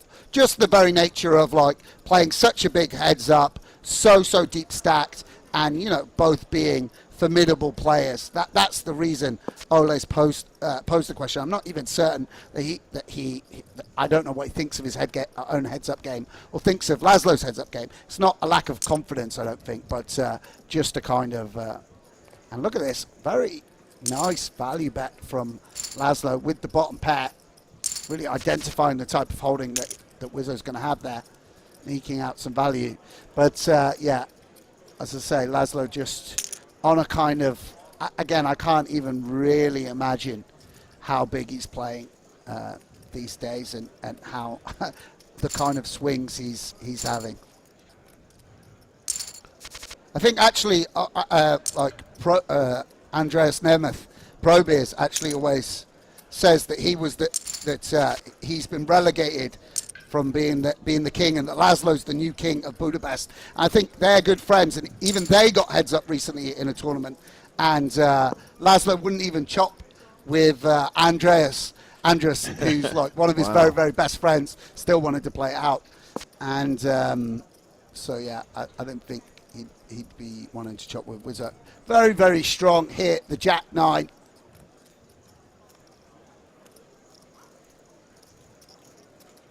Going to be a big bet. And Wizzo going to be tempted here. I was chatting on a little bit on the flop, actually. Didn't really see, but Ace-4 does seem like a legitimate bluff catcher in this situation. Mm-hmm. I agree. But finds the fold and a correct one.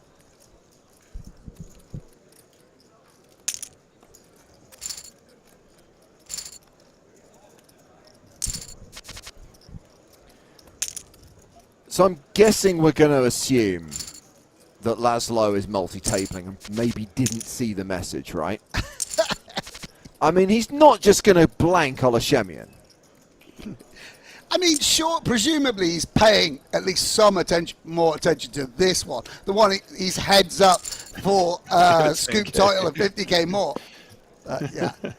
Maybe he's been swearing at people and we've revoked his chat privileges. Maybe he got outdrawn earlier in the tournament and was like, "You donkey, how could you get in pocket twos?" We do have a strict chat policy here at PokerStars, so I don't want to.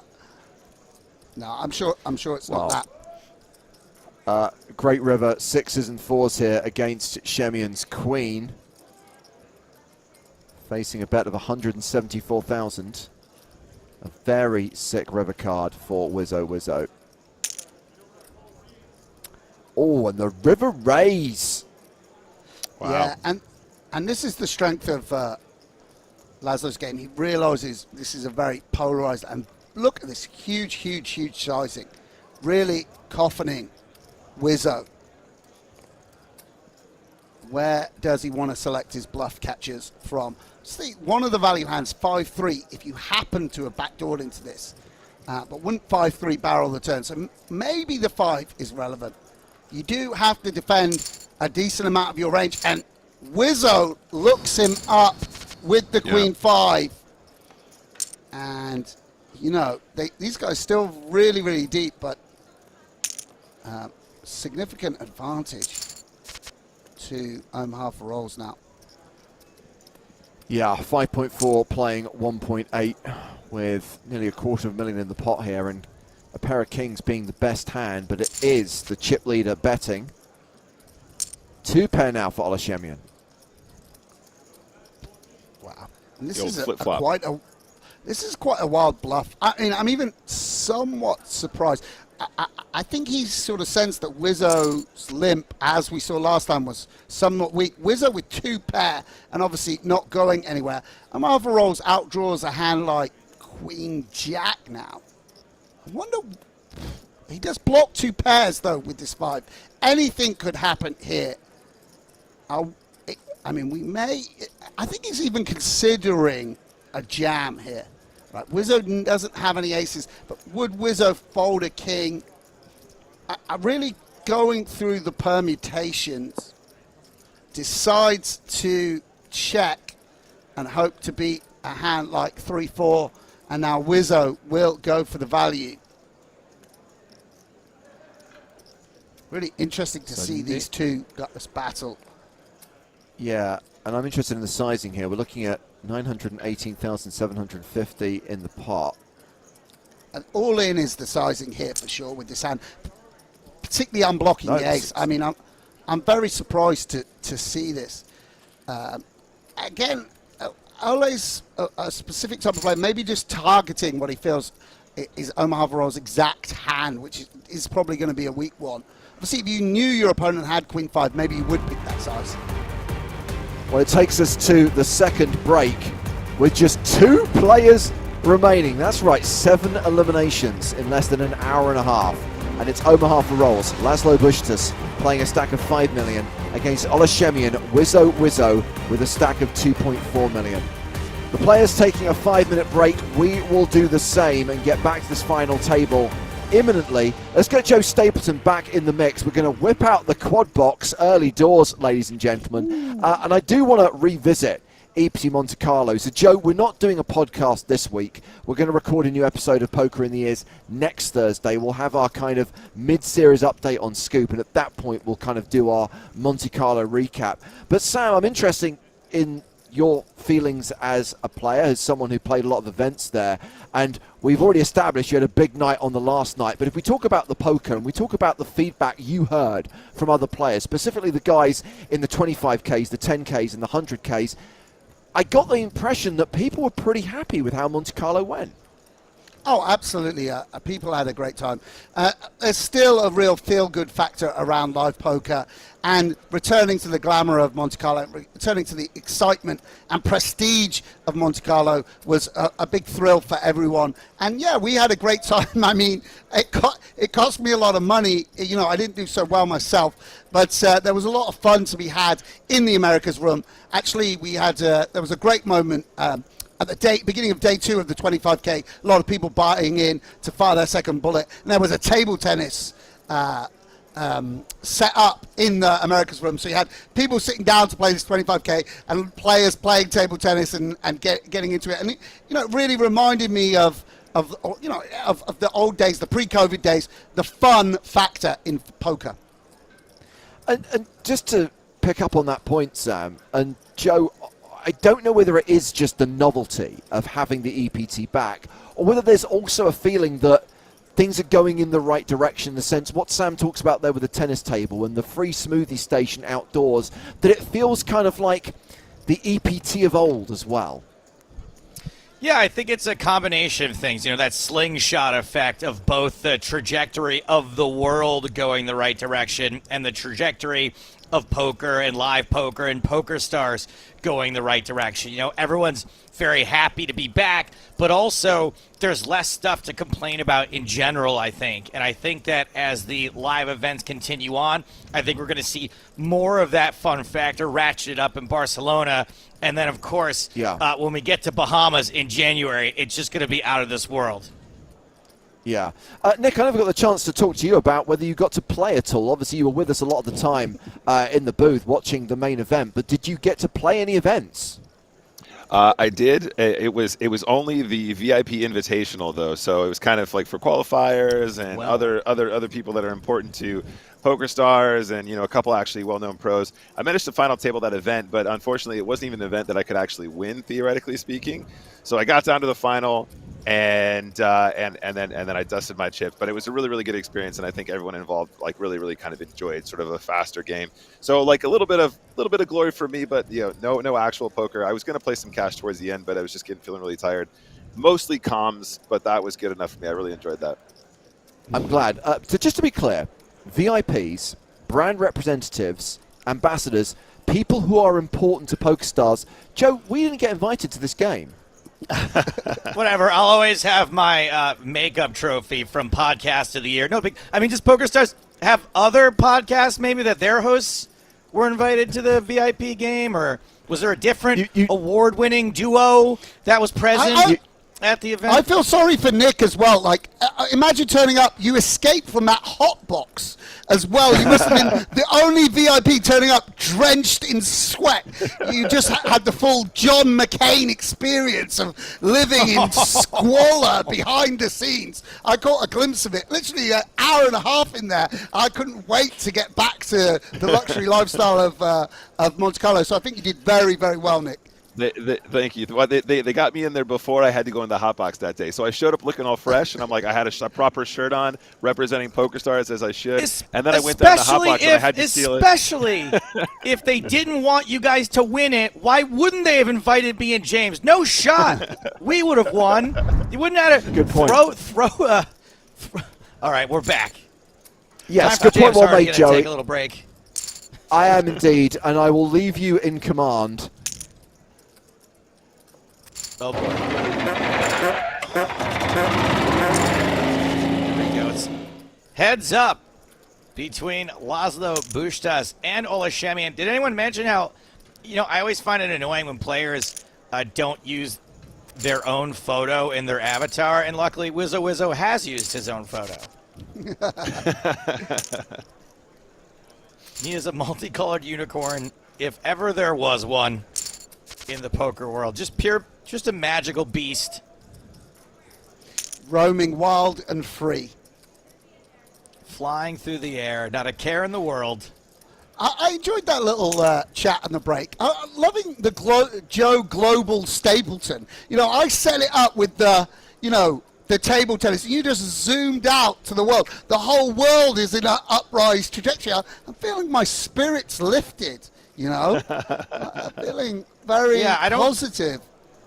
I don't think we can take all of the credit for people being in a good mood at the EPT events, but some of the credit.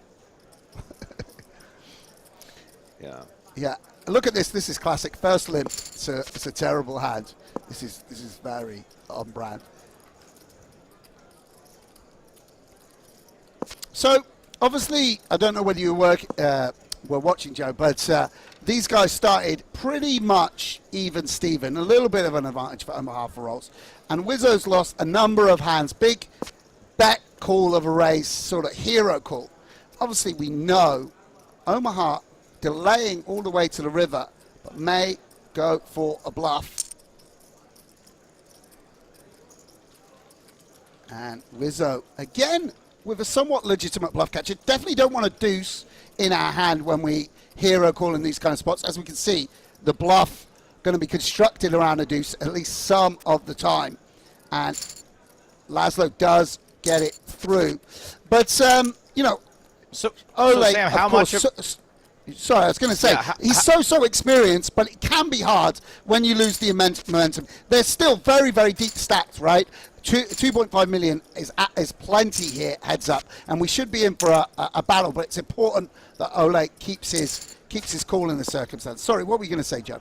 Two questions about that, Sam. One is the losses that Wizzo has suffered. Is that a matter of card distribution or slightly being outplayed? First question. Well, there was just one very close hand where he value bet second pair with not much of a kicker, and Laszlo, fortunately for him, had rivered two pair, made a very, very big raise. And, I'm just not qualified to speak of exactly how we want to construct our bluff catching range, but it certainly turned Ole's hand into a bluff catcher. And got it. He called with the second pair. And, sometimes that can rattle people. I know myself, sometimes there's a big change in the stack distributions. You go from being level with someone to shorter stacked or, playing full ring even. But, maybe it just isn't going to affect Ole at all. After all, this is someone that's got, a full 10 years in the game playing at super high stakes, played tournaments of this magnitude many times before. So maybe it won't affect him at all. And obviously just got a bluff through there with the Queen 10, a slightly unorthodox bluff as well.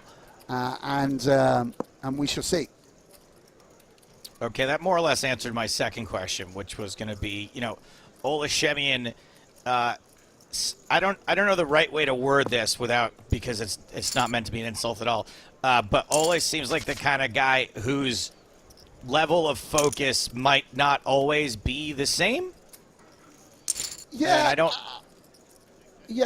I don't know. I really actually don't know about that. But certainly he'll be focused here. Playing.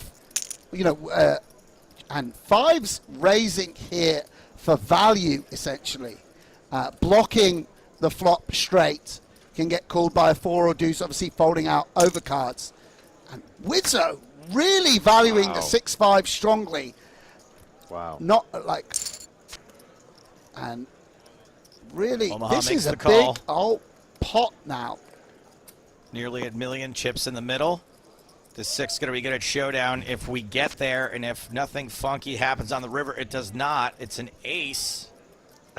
Yeah, it's a funny spot because Go ahead. Sorry, so I was going to say it's a funny spot because fives actually is too much showdown to actually turn their hand into a bluff when they probably might get away with it on later streets if they could. Yeah, and Wizzo gets about 500,000 chips back in that pot. Evens things out a little bit more. yeah, very big pot indeed. No bluff. A new catchphrase for Ole. This is a shove all day. Easiest shove of all time. Oh, my days. Proving me wrong, making the call. Pair of nines here for Omaha, 4 rolls. Laszlo. And is How did he continuing. manage to pick such an appropriate nickname, Omaha for Rolls? Really, I think, captures the essence of sort of swagger and approach. He is someone that if you actually did offer to play him for his role, he would at least give it he would consider it. I mean, certainly if Joe offered to play him for his entire role, he would take you up instantly. But in general, someone that will play very, very high. And goes for value again with the 9-8. I even feel like Wizzo really captures something about Ole and improves to a full house here. The 9 getting very much stronger with the draws bricking and with the queen repeating. And once more, I think will go big. Full pot. Full pots. Yeah, and gets the fold finally from Ola. Another couple of big hands for heads-up play. This time Wizzo on the button, first to act. Pre-flop. Snap called, ace-high flop. Top pair for Wizzo. Bupkis for rolls. Yeah, super strong hands. And a quick bet and fold on the flop.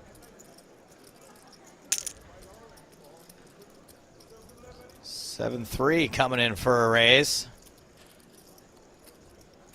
Wow. And a re-raise from Queen 3.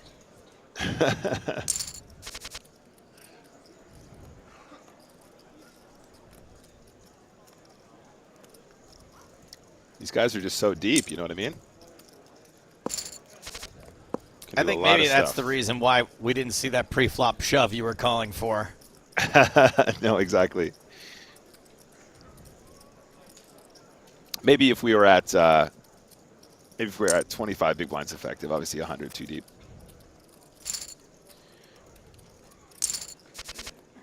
Man, is that where we're at with a big blind of 35K and 3.2? More or less, huh? Jeez. Yeah, right. Jeez. Yeah, that's kind of, I was It's a like, little. we're used to coming back from a Interesting. break and being like, okay, cool, these guys are shallow. This is a pretty straightforward shove. Oh, wait, that's right. They have 100 bigs. Yeah, maybe sometimes it's hard to. Oh boy, top pair for Wizzo, 2 pair for Laszlo. It's tough to. Sometimes they're so deep, you're like, no, that must be 10 bigs. No, wait, it's 100. Yeah, that's pretty much where my head was at the time. Yeah, Yeah, it's and just Wizzo unusual to come back to a heads up so deep. Yeah, absolutely. deciding that this ace wants to check as the worst ace that's going to get 3-bet, or where the kicker's not going to play the majority of the time. Check calls. Omaha for rolls going to have a pretty clean hand to go for it here on the majority Go of big. runouts, and will likely size up here on the turn. Yep. 2/3 pot. Yeah, and Ole's checked here to induce action from some bluffs and from worse. So not going anywhere with the ace-4. Yeah, no chance. The river's a king, saving Ole Shemian. Aces and kings with the jack kicker playing for both players. Check from Ole, check from Omaha. This pot ends in a chop, and you know what they say. Everyone loves a chop pot. Chop pots. So bad it's good?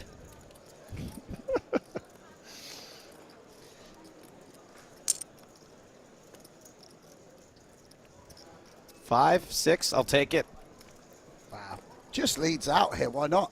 No, oh, so he's in position. Omaha for us. Can't quite remember now. Well, I assume so. Sometimes you bet out and hit your gin card on the turn. Wow. Yeah, Laszlo just leading out on Jack 5. Wow. Oil it back down to only 80 big blinds. Only 80.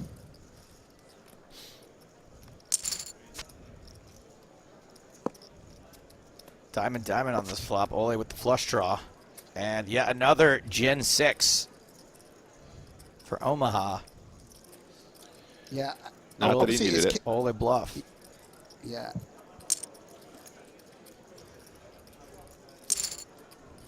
Snap call on the end. Turns out the jack was good all along.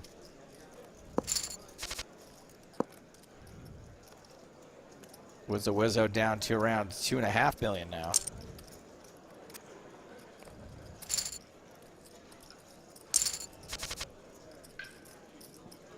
Pretty good pace here for these two players. Very speedy. 4, 5, 6, 7. Yeah, again we get that similar interaction to the board Wizzo led before. Omaha for rolls with this open-ended straight draw, and Wizzo with the top pair.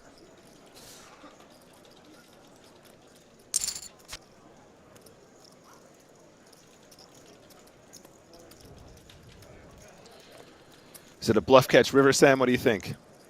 I don't think Ole will play it like this. I think he'll do some sort of strange blocking bet, but I think he should be checking. This is a little bit too weak to go for 3 streets. And now you see Laszlo hasn't even given up. Now he's actually considering a raise here.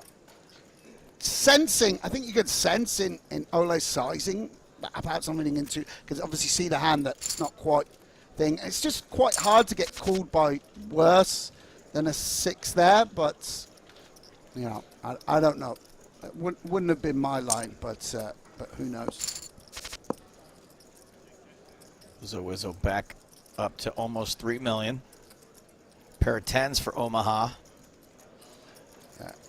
It is quite one of the things that is, you know, and again, I'm not speaking with any kind of certainty here, but you know, these guys so well studied in many areas of the game, and then of course you get heads up 70 big blinds deep, and you know, it's just a little bit takes people a bit out of their comfort zone. 4, 5, 6, you know, heads up in a limp pot, 70 big blinds deep, someone leads. Has anyone studied this node and know really, you know, you're really going back onto your fundamentals and your approach. Really nice hit from Wizzo.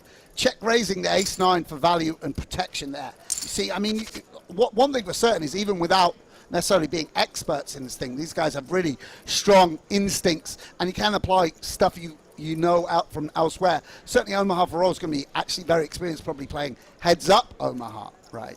But you know, I wouldn't imagine that, you know, that spot has come up in either of their careers too often. Yeah. Just really strong fundamentals, I agree. I mean, look, if this guy's used to playing Omaha, he can probably adjust pretty quickly to a game with one less card.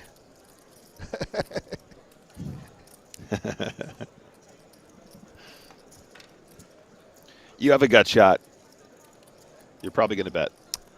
Everyone has a gut shot, right? Yeah.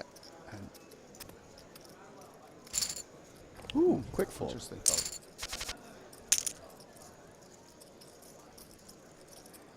King 10 for Omaha. Ole defending, hits a pair of 8s. Omaha with 2 overs and a spade draw, a big one. He's got the 2 pair. Oh, sorry, 2 pair, thank you. Yeah, and see, at this depth, doesn't even feel like he can check raise with the board. The board's going to change when a spade comes off, straight draws. And also, of course, you can just be dead, and plays it as a check call and allows Omaha for rolls to realise their Flush. equity. Yeah. And again, Laszlo going to go very, very big here. Yeah, I think so too. It's a very it's polarizing another, spot. Yeah, nice. Another unfortunate run out for Wizzo. And does not take the bait. Does take the L.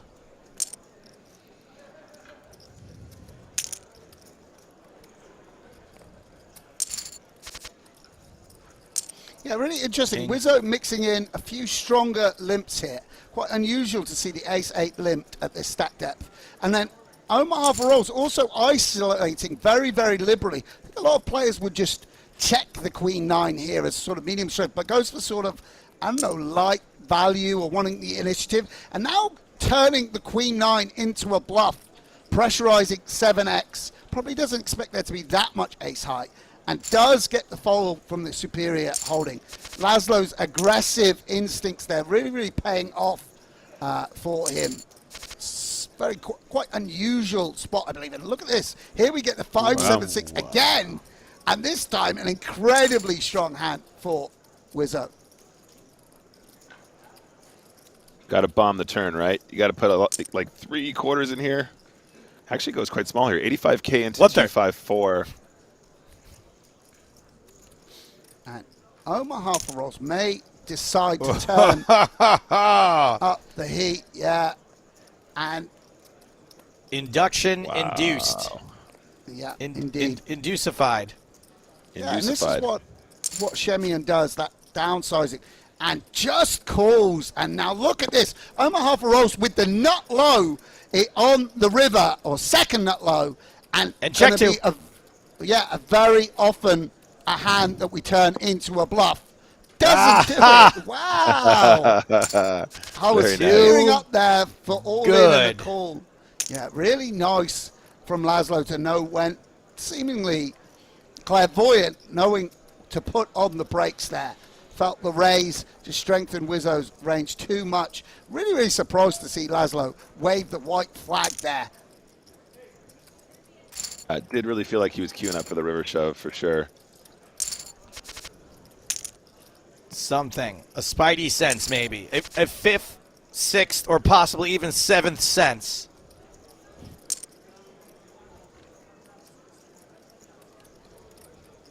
I mean, Laszlo just fast, by the way. I feel like we haven't seen a check back. I mean, not that the Jack-4 does seem a good one to bet with the spade. Exactly this, being able to turn a straight draw, folding out a hand like Jack-7. But, I mean, the level of aggression here from Omaha for rolls. And Wizzo with a straight draw, which backs up the ace a little bit. And so the straight draw misses. The potential flush draw gets there. Yeah, and the Jack of Spades, again, are just a very powerful card. I think we will see pot again here from Laszlo with the Jack high. Imagine the 5 6s, 3 6s, deuce 6s that you can get not pot pot from. 2 times pot. Yeah, I love that. Jack of Spades blocker feels great. Look at this. Wizzo doesn't even snap fold. I mean, Ole, giving it a this would be a hero call of the century for 2x pot. This would be an insane call, by the way. That would be Pretty so interesting crazy. that for value, Laszlo went pot. Now with the bluff goes twice pot. And does not single. Let's go. What? Wow. There's What no a big way. swing. There is no way. No bluff, he says. No bluff. No bluff. Wow. What a turn. One more card, says Bushtas. And with that, Ole Shemian with that hero call saves the day, becomes chip leader. Yeah, Flippy floppy. Not for the first time in my career, I'm left dumbfounded by the poker savvy, the poker instincts of Wizzo. That was just a spidey sense tingling that, has seemingly come naturally to Ole right from the very, very start of his career, where he burst onto the scene at such a young age. really amazing to make that call there. Perhaps there's some sort of, I don't know, blocker interaction, unblocking interaction that I'm not aware for, but like feel like a lot of that is just Wizzo's card sense, a kind of reading of Laszlo, just playing a bit too much on momentum. I spoke about how aggressively Laszlo's approached this match, continual C-bets, turn bets, isolations, barrels in the aggressive node each and every time, and Wizzo picks him off, and it's a huge swing, by the way, big swing into the chip lead there. Love this comment from Andrew on YouTube who says, Ole is so bad, OMG. Are we watching the same heads-up match right now? No, like, there are times when you can play results, but what you can't do is play the opposite of results. Like, that was incredible. That was one of the best poker plays you've ever seen, Andrew. Quiet. Yeah. Oh man. Yeah, I don't know, Sam. Maybe he picked up on that sizing that you mentioned just before he called. You know, like the 2x pot situation on the river. You know, maybe that was something that lended itself to the ace high. But like on it's just still it's ludicrous. Half an hour delay that hasn't even aired yet. It's just some sense. I do think that he is picking up on, like, maybe Laszlo was just letting the momentum carry him away and see. Obviously, it was completely legitimate. I mean, the Jack of Spades, a perfectly in-line blocker to be utilizing that. But I mean, it's just amazing from Wizzo. And you know, you just have to doff the cap really when he gets something that right. I really couldn't speak about the exact sort of GTO strategy there. Just really not my area of expertise, but. No, there's a reason Ole is in these positions time and time again on big finals. There's a reason he has the kind of live and online resume. And trips for Omaha. Yeah. Wizzo with 4 high and a backdoor 3 high diamond draw. Now he's going to just call down with 4 high, and we're going for like shove all in. And after I bigged him up and said his amazing instincts, he's going to be like all in with the 4 high, trying to top the last hand.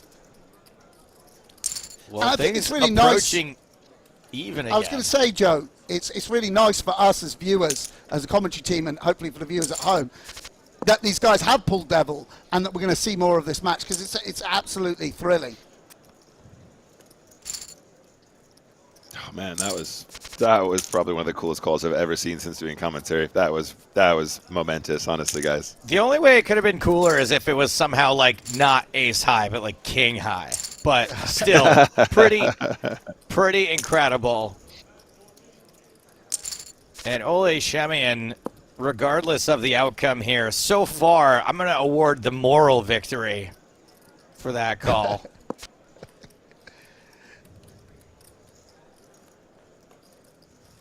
I'm rooting for Ole now, but IMO, that ace-7 call was pure spew. Okay, you gotta go to the timeout for a little bit for that. I just can't. No, I mean, of course, you know, we do say don't play results. It might be that Laszlo has enough value there to justify the bluff that it becomes a bad call. But you know, I think, you know, as I say, Ole's just someone that gets these spots right so often, you know, and also just the guts to do it right. You know, I think there's one thing making a hero call in the live environment where when you're shown it, you just slide your cards into the muck and no one knows. This is heads up for a scoop. Oh my goodness! Broadcast. Wait a sec, Sam. This is spicy. Going in here. How will Ole Shemian respond to more aggression? Just a call and 2 hearts on the flop. Both players going to really like their holdings. And we know no one else folded a heart. Yeah, and Wizzo trying to fold out some better ace high with an immediate raise. And it might, wow, a brick on the turn. Will Ole slow down for the showdown? Weird SPR with this exact holding. Very weird.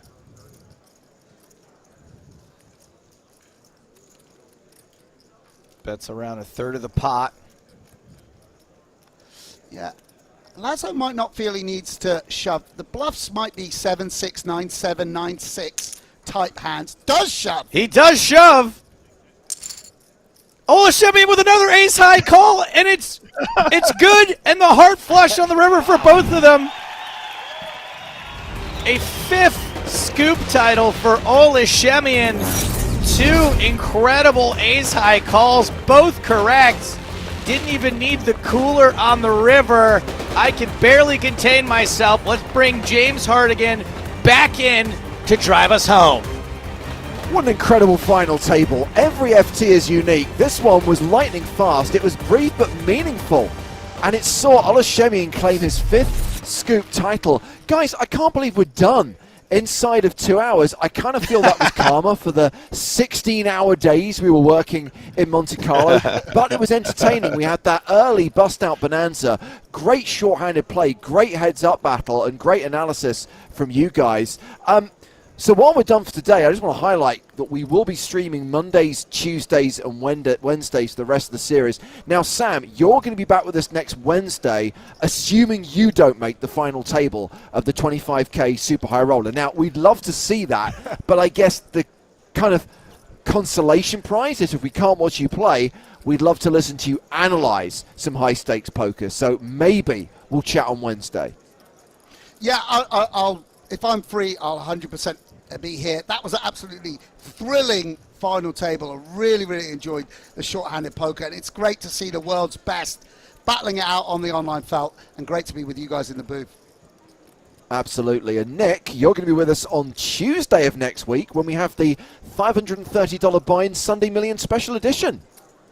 Yeah, I'm also going to be doing some spin streams on Fridays as well, guys. So just your small spin and go fix for those of you guys who are asking. Also, guys, can I just point out really quickly this way?